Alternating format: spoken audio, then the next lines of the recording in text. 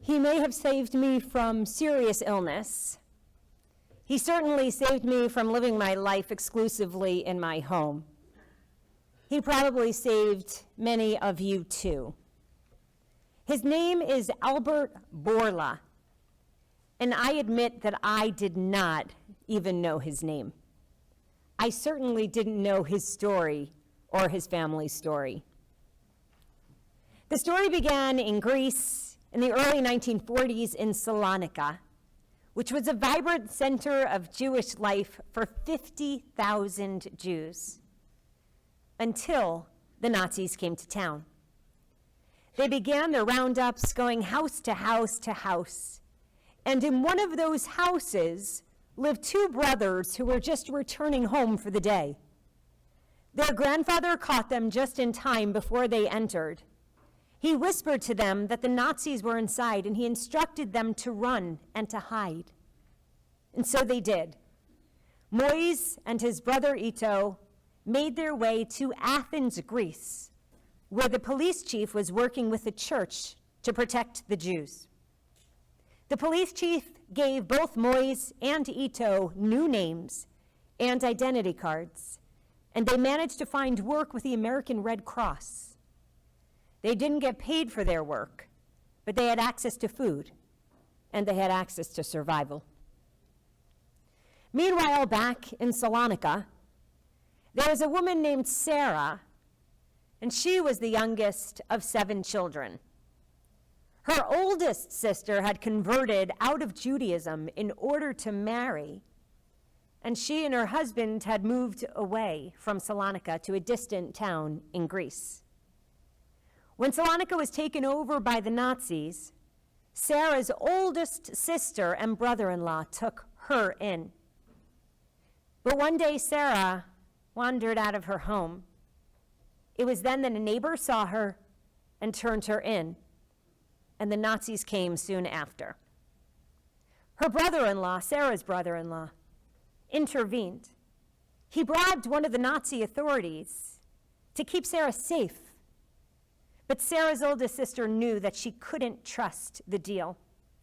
So every single day, she would go to Salonika at noon to watch the trucks filled with Jews being taken to their deaths. She would examine each vehicle, making sure that her youngest sister, Sarah, was not among the people. And then one day, she found Sarah. Sarah was on that truck. One call led to another. Sarah was lined up against a wall with a loaded gun pointed at her. And that was when another Nazi showed up. He pulled 2 women off of the line that day. Sarah was one of the 2 that would be saved. Moise and Sarah would both separately survive. They were among the 2,000 survivors of the 50,000 Jews of Salonika. And they would eventually be introduced to each other. They would eventually marry, and they would have a son. They had a son who would go on to study to be a veterinarian, who would earn his PhD in veterinary studies, and who would later decide to go to work for Pfizer. For Pfizer Pharmaceutical Company, his name, the name of their son, is Albert Bourla. He is the one who is credited with both developing the life-saving vaccine and for doing it in record time. He was responsible for the vaccine that saved countless lives, many of our lives. And even today, he credits those who helped save the lives of the Greek Jews during the Shoah for making this possible. Bourla also credits his parents. He credits them for teaching him the importance of living a positive life, even if the past is filled with darkness. He credits his parents for not being consumed by revenge or by hate. He credits them with telling their stories of survival and always managing to end their bigger story with hope. They would say, "Look at us. We're alive. We were almost dead, and now we're alive." It is in this way that Moise and Sarah taught Albert how to look to the past to see what is possible, but to also look to the future with optimism and hope. We all need to remember those lessons. We all also have a story to tell. And not just the Borla story, but all of our stories are a part of a larger narrative. And the way that we choose to tell our stories, it matters.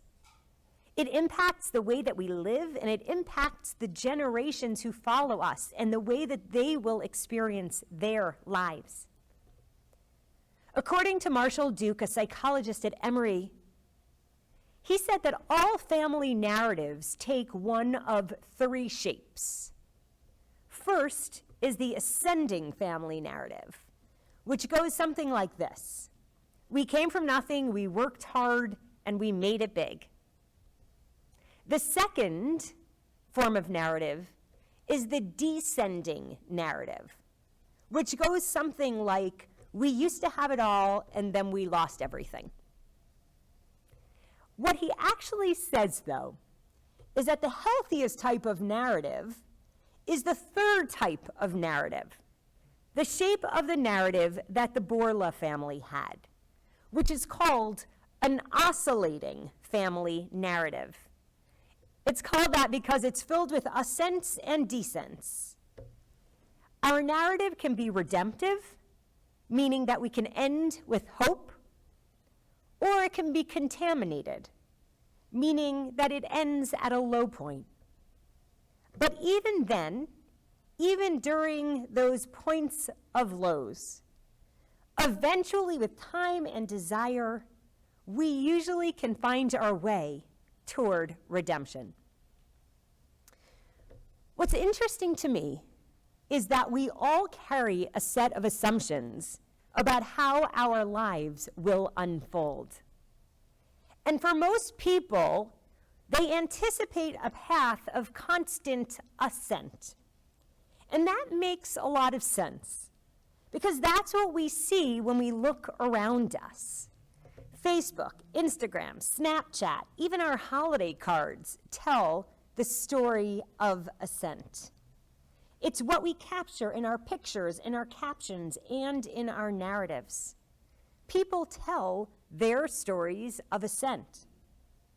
But meanwhile, this leaves everyone else wondering, why is everyone else's life going so well? Promotions, vacations, another happy child, another beautiful marriage, another second home being built or acquired. And here I am in another struggle. As a rabbi, I hear a lot of descent stories. Quite often, people will sit in my office and share their disappointments and their struggles. They will also share their belief in a rule of three. This is the belief that bad things seem to happen in threes. So if two bad things have happened to them, people will oftentimes feel confident that if they can just get through that one more tough thing, they will be home free and prepared for a life filled with blessings. But the truth is that this is all based upon the expectation of an ascending narrative and not an oscillating one. Our lives in 2021, they are complicated. Perhaps the pandemic made them feel a little bit more simple, but they are complicated. We have moved away from a linear life, and nowadays there tends to be a lot more unknowns and a lot more uncertainties. Listen to these statistics. The average person today will have 13 jobs. The average time a person will move in their lives, more than 11. 1 in every 3 of us will face financial struggles. 1 in every 4 of us will struggle with some form of addiction. On average, we will try 55 diets over the course of our lifetimes. And most adults will experience 1 life disruptor, meaning something that will happen, something like a divorce or an illness, a diagnosis, a shift in roles. 1 of those life disruptors every 1 to 2 years. Something will shake up our lives. In our adult lives, 3 to 5 of these disruptors will be so big that they will cause us to undergo a major life change. I share these statistics with you today in hopes that it gives you the context for your hardships and your struggles, so that we all know that if your life isn't one great blessing after another, you are not alone. I am not alone. None of us are alone. And it's time for us to start sharing the fuller story of our lives. Because if we don't, we might miss out on giving our children and their children and our neighbors and our friends a truer look at what it means to endure life, real life. That life really isn't filled with constant blessings and an occasional 3 hardships. And perhaps in sharing this, we will all be reminded that we are not the first and we will not be the last people to struggle. That we are not the first and we will not be the last person to feel alone or isolated or unwelcomed or to feel as though we don't fit in. We are not the first, and we will not be the last person to feel like we failed or disappointed ourselves or others or missed out on something in our lives that was meant to be.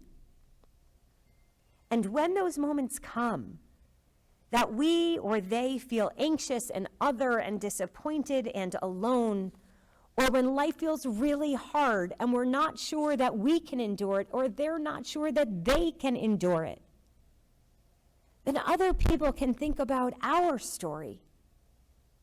And in doing that, they can understand that life oscillates and that eventually we can and we do and we will find our way. We will fall down and we will rise up and we will fall down and we will rise up and we will do it over and over and over and over again. In a landmark study in 2013, researchers found that in our culture these days, happiness is what gets all the attention. But meaning is actually even more important. Why? Because happiness is fleeting, while meaning is enduring. Because happiness concentrates on the self, while meaning concentrates on things larger than the self. Because happiness focuses on the present, while meaning focuses on stitching together the past with the present and with the future. Storytelling allows us all to climb a summit and to peer out on our lives just like Moses did. And telling our stories with the ups and the downs can help us own them and make meaning of them. Because as long as we are in this world, we are the authors and we are the tellers of our stories. And we can keep rewriting them and we can keep reshaping them. The Torah is filled with stories. It's filled with stories that take us from the highs to the lows and back and forth again and again. From Adam and Eve at the beginning to Moshe's story at the end, the entire Exodus story is filled with ups and downs. They are all oscillating narratives. We tell our collective story this way. But what about our personal stories? Are we willing to share the details of the hard parts, of the descents? We oftentimes fill our holiday meals and our gathering with the sharing of blessings. But when was the last time that we spent a holiday meal or a family gathering inviting people to share the stories of the time when they felt lost in life? Or a time in your life where you felt like everything was falling apart or had fallen apart? When was the last time that you shared the story of a time when you failed at something that mattered to you, and you doubted in that moment that you would ever find your way again? This past year on TikTok and social media, celebrities and athletes, even Olympians, started to share their struggles and their defeats, as well as their victories, their lows as well as their highs. Can we? Ultimately, we will all tell the stories of these times. The spotlight will be on us, and the generations to come will listen in to hear the story of these days. How will you write the story? How will we tell our collective story? Will you be a hero or a victim, a lover, a warrior, a caretaker, a believer? And how will you adapt your story, revising, rethinking, rewriting that narrative as things change, lurch, or go wrong? This is ultimately what will matter most. Today's Rosh Hashanah, a day on which we keep returning to the idea, B'Rosh Hashanah Yikat Hevun, on Rosh Hashanah it is written.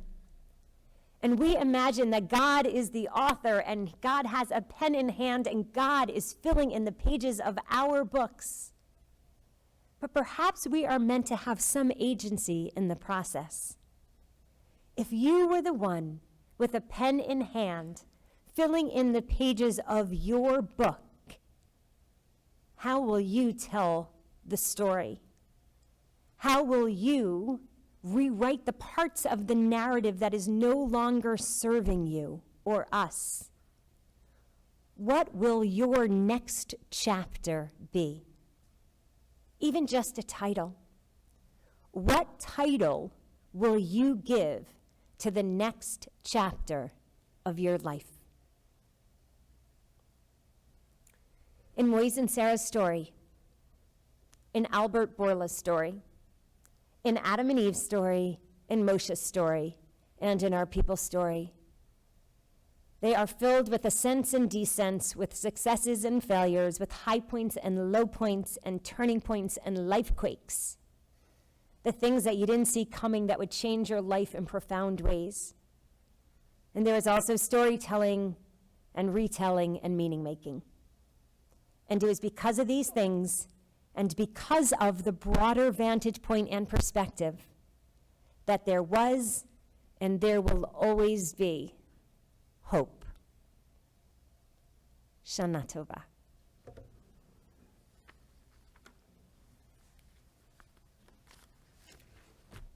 And so it may be for us. If anyone needs a quick seventh inning stretch, feel free to stand up. I always say at this point that the best is yet to come. I say that today and I mean it. There are beautiful prayers. There are reflections on three things. For anyone who needs to leave us, I will give you a lunchtime exercise. Malchuyot. How has your relationship with God or understanding of God changed this year? Zichronot.